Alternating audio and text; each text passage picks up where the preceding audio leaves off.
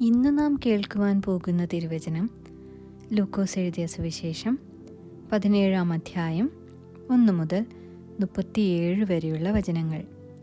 ലൂക്കോസ് എഴുതിയ സുവിശേഷം 17-ാം അധ്യായം 1 മുതൽ 37 വരെയുള്ള വചനങ്ങൾ. അവൻ തൻ്റെ ശിഷ്യന്മാരോട് പറഞ്ഞത്, ഇടർച്ചകൾ വരാതിരിക്കുന്നത് അസാധ്യം, എങ്കിലും അവ വരുത്തുന്നവന് അയ്യോ കഷ്ടം. അവൻ ഈ ചെറിയവരിൽ ഒരുത്തന് ഇടർച്ച വരുത്തുന്നതിനേക്കാൾ ഒരു തിരികല്ല് അവൻ്റെ കഴുത്തിൽ കെട്ടി അവനെ കടലിൽ എറിഞ്ഞുകളയുന്നത് അവന് നല്ലത്. സൂക്ഷിച്ചുകൊള്ളുവിൻ, സഹോദരൻ പിഴച്ചാൽ അവനെ ശാസിക്കാം, അവൻ മാനസാന്തരപ്പെട്ടാൽ അവനോട് ക്ഷമിക്കാം.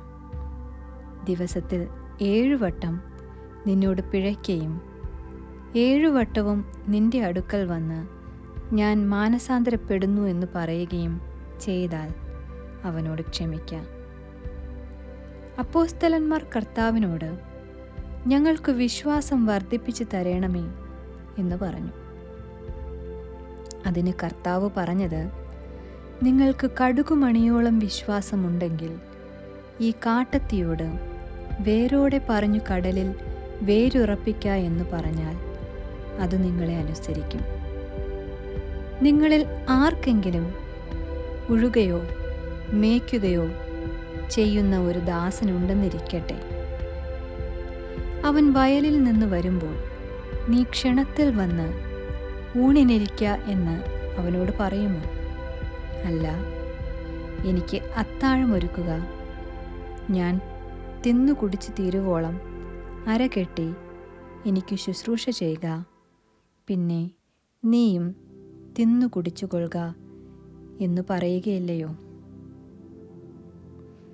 തന്നോട് കൽപ്പിച്ചത് ദാസൻ ചെയ്യുക കൊണ്ട് അവന് നന്ദി പറയുമോ? അതുപോലെ നിങ്ങളോട് കൽപ്പിച്ചതൊക്കെയും ചെയ്ത ശേഷം ഞങ്ങൾ പ്രയോജനമില്ലാത്ത ദാസന്മാർ, ചെയ്യേണ്ടതേ ചെയ്തിട്ടുള്ളൂ എന്നു നിങ്ങളും പറയുവിൻ. അവൻ യെരൂശലേമിലേക്ക് യാത്ര ചെയ്യുകയിൽ ശമര്യയ്ക്കും ഗലീലയ്ക്കും നടുവിൽ കൂടി കടക്കുമ്പോൾ ഒരു ഗ്രാമത്തിൽ ചെല്ലുന്നേരം കുഷ്ഠരോഗികളായ 10 പുരുഷന്മാർ അവനെതിർപ്പെട്ടു. അകലെ നിന്നുകൊണ്ട്, യേശു നായക, ഞങ്ങളോട് കരുണയുണ്ടാകണമേ എന്നുറക്കെ പറഞ്ഞു. അവൻ അവരെ കണ്ടിട്ട്, നിങ്ങൾ പോയി പുരോഹിതന്മാർക്ക് നിങ്ങളെ തന്നെ കാണിപ്പിൻ എന്ന് പറഞ്ഞു. പോകയിൽ തന്നെ അവർ ശുദ്ധരായി തീർന്നു. അവരിൽ ഒരുത്തൻ തനിക്കു സൗഖ്യം വന്നത് കണ്ട് ഉച്ചത്തിൽ ദൈവത്തെ മഹത്വപ്പെടുത്തിക്കൊണ്ട് മടങ്ങിവന്ന് അവൻ്റെ കാൽക്കൽ കവിണ്ണു വീണ് അവനു നന്ദി പറഞ്ഞു. അവനോ ശമര്യക്കാരനായിരുന്നു. 10 പേർ ശുദ്ധരായി തീർന്നില്ലയോ? 9 പേർ എവിടെ? ഈ അന്യജാതിക്കാരനല്ലാതെ ദൈവത്തിനു മഹത്വം കൊടുക്കുവാൻ മടങ്ങി വന്നവരായി ആരെയും കാണുന്നില്ലല്ലോ എന്ന് യേശു പറഞ്ഞിട്ട് അവനോട്, എഴുന്നേറ്റ് പൊയ്ക്കൊള്ളുക, നിന്റെ വിശ്വാസം നിന്നെ രക്ഷിച്ചിരിക്കുന്നു എന്ന് പറഞ്ഞു. ദൈവരാജ്യം എപ്പോൾ വരുന്നു എന്ന് പരീശന്മാർ ചോദിച്ചതിന്, ദൈവരാജ്യം കാണത്തക്കവണ്ണമല്ല വരുന്നത്, ഇതാ ഇവിടെയെന്നും അതാ അവിടെയെന്നും പറയുകയും ഇല്ല. ദൈവരാജ്യം നിങ്ങളുടെ ഇടയിൽ തന്നെ ഉണ്ടല്ലോ എന്ന് അവൻ ഉത്തരം പറഞ്ഞു. പിന്നെ അവൻ തൻ്റെ ശിഷ്യന്മാരോട് പറഞ്ഞത്, നിങ്ങൾ മനുഷ്യപുത്രൻ്റെ ഒരു ദിവസം കാണുവാൻ ആഗ്രഹിക്കുന്ന കാലം വരും, കാണുകയില്ല താനും. അന്ന് നിങ്ങളോട്, ഇതാ ഇവിടെയെന്നും അതാ അവിടെയെന്നും പറയും. നിങ്ങൾ പോകരുത്, ചെല്ലുകയുമരുത്. മിന്നൽ ആകാശത്തിൻ കീഴെ ദിക്കോട് ദിക്കെല്ലാം ജ്വലിച്ചു പ്രകാശിക്കുന്നതുപോലെ മനുഷ്യപുത്രൻ തൻ്റെ ദിവസത്തിലാകും.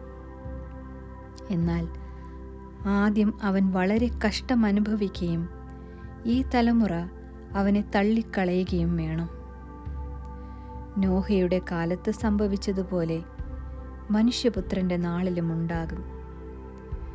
നോഹ പെട്ടകത്തിൽ കടന്ന നാൾ വരെ അവർ തിന്നും കുടിച്ചും വിവാഹം കഴിച്ചും വിവാഹത്തിന് കൊടുത്തും പോന്നു.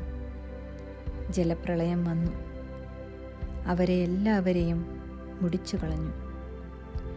ലോത്തിൻ്റെ കാലത്ത് സംഭവിച്ചതുപോലെയും തന്നെ അവർ തിന്നും കുടിച്ചും വാങ്ങിയും വിറ്റും നട്ടും പണിതും പോന്നു.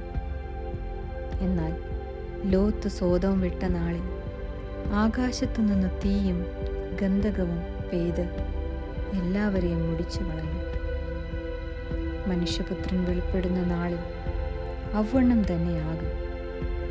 അന്ന് വീടിന്മേലിരിക്കുന്നവൻ വീടിനകത്തുള്ള സാധനം എടുക്കുവാൻ ഇറങ്ങിപ്പോകരുത്. വയലിലിരിക്കുന്നവനും പിന്നോക്കം തിരിയരുത്. ലോത്തിൻ്റെ ഭാര്യയെ ഓർത്തുകൊള്ളുവിൻ. തൻ്റെ ജീവനെ നേടുവാൻ നോക്കുന്നവനെല്ലാം അതിനെ കളയും. അതിനെ കളയുന്നവനെല്ലാം അതിനെ രക്ഷിക്കും. ആ രാത്രിയിൽ 2 പേർ ഒരു കിടക്കമേലായിരിക്കും. ഒരുത്തനെ കൈക്കൊള്ളും, മറ്റവനെ ഉപേക്ഷിക്കും. 2 പേർ ഒന്നിച്ച് പൊടിച്ചുകൊണ്ടിരിക്കും. ഒരുത്തിയെ കൈക്കൊള്ളും, മറ്റവളെ ഉപേക്ഷിക്കും. 2 പേർ വയലിലിരിക്കും. ഒരുത്തനെ കൈക്കൊള്ളും, മറ്റവനെ ഉപേക്ഷിക്കും എന്നു ഞാൻ നിങ്ങളോട് പറയുന്നു. അവർ അവനോട്, കർത്താവേ, എവിടെ എന്ന് ചോദിച്ചതിന്, ശവമുള്ളിടത്ത് കഴുകന്മാർ കൂടും എന്നവൻ പറഞ്ഞു. ആമേൻ.